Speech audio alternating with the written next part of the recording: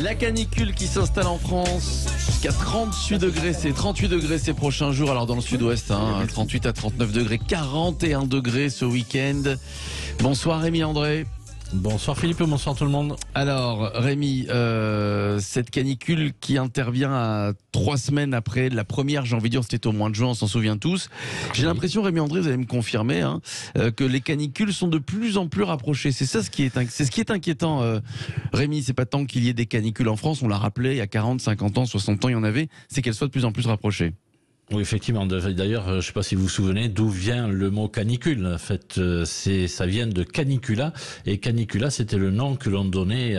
Ça vient du petit chien. Et dans cette constellation du grand chien, en fait, eh bien la petite étoile qui s'appelle Sirius, qui est quand même la deuxième étoile qui brille le plus dans notre ciel après le Soleil. Donc Sirius, on ne peut pas la louper.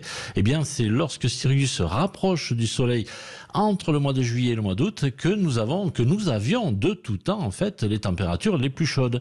Et ça n'était pas inquiétant à l'époque, mais on suivait bien cette étoile, Sothis pour les Égyptiens, qui elle était justement la période la plus chaude. Ce qui est inquiétant, pour revenir à votre question, c'est que maintenant on a des températures qui sont de plus en plus élevées dans ces périodes de canicule. C'est-à-dire qu'il y a de cela 50 ans, lorsqu'on atteignait les 40 degrés, c'était déjà énorme. Eh bien aujourd'hui, rappelez-vous, il y a quelques années, on a atteint tout de même les 45, 46 degrés, on a même dépassé localement les 47 degrés. Vous voyez que l'augmentation, et ce qui est inquiétant, c'est effectivement la chaleur qui est de plus en plus intense, et ces périodes de canicule durent de plus en plus. C'est-à-dire que là, par exemple, au mois de juin, on a eu cette période de canicule très tôt dans la saison, alors que habituellement c'était fin juin ou au mois de juillet, et que si elle est arrivée, elle, si tôt, il n'était pas étonnant dans nos prévisions saisonnières de se retrouver au mois de juillet et au mois d'août avec encore des périodes de canicule.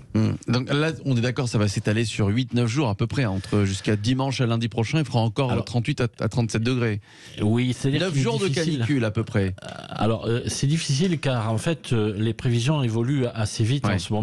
Nous avons donc un système dépressionnaire actuellement sur l'Espagne qui va nous faire remonter cette chaleur sur une partie nord du pays. Ce sera plutôt mercredi qu'on aura le pic de canicule. Mais ensuite, il y a des dépressions sur les îles britanniques qui, elles, vont à l'inverse ramener un petit peu de fraîcheur sur la moitié nord pour cette fin de semaine, jeudi et vendredi, ce qui fait que la canicule va revenir vers la moitié sud, et c'est principalement sur le sud que l'on aura encore chaud jusqu'à la fin de la semaine. Mais ensuite, eh bien, le week-end prochain, le week-end du 16-17, eh bien, nous aurons une nouvelle dépression espagnole qui, elle, va remonter en direction de la Bretagne, et c'est elle qui va faire remonter pour le week-end prochain, le début de semaine prochaine, des températures localement jusqu'à 40 degrés, également sur la moitié nord. Donc, vous voyez, il est difficile de dire combien de temps ça va durer, parce que régionalement, ça va changer tout au long de la semaine. Alors, qu'est-ce qu'il faut faire? Tiens, est-ce que ça vous inquiète, Françoise de Gois, ces périodes de canicule extrêmement rapprochées, Françoise? C'est un dérèglement climatique évident. Après, il y a un changement climatique, mais c'est un dérèglement climatique évident.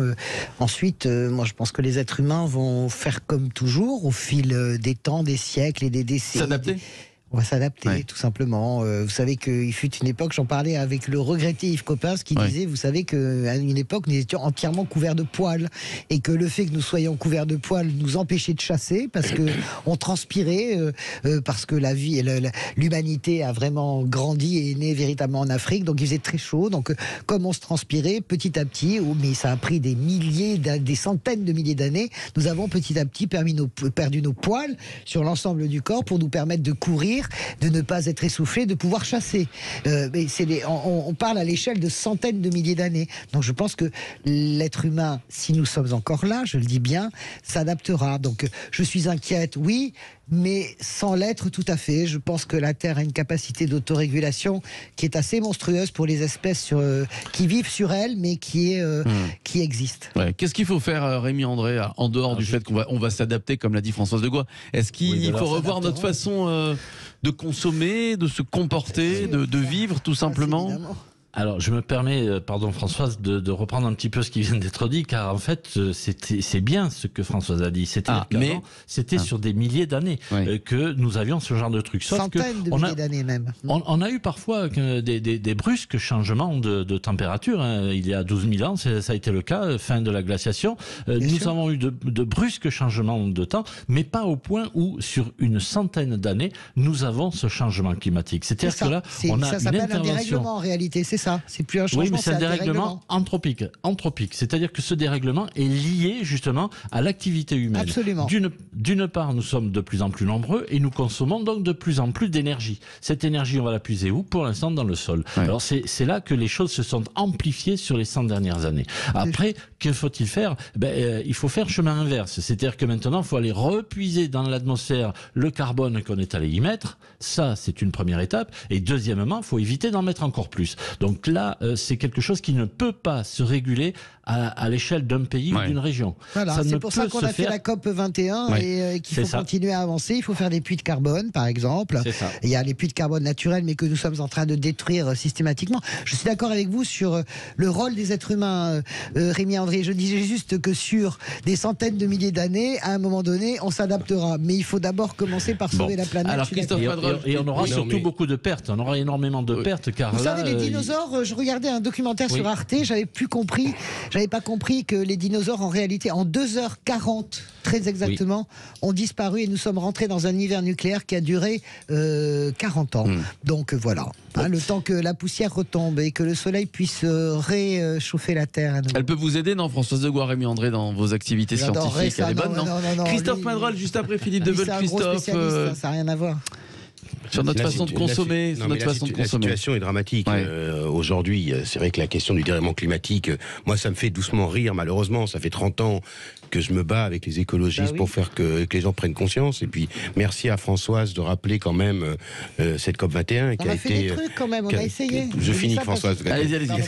Bon, ensuite, la situation est dramatique. J'étais dans le Verdon le week-end dernier. On n'a jamais vu l'eau du Verdon aussi bas. Le lac de Serponçon, qui alimente en eau toute la vallée du Rhône et qui descend jusqu'à Marseille, aujourd'hui est au plus bas. Pour ceux qui connaissent le village de Serponçon, le village enfoui commence à réapparaître.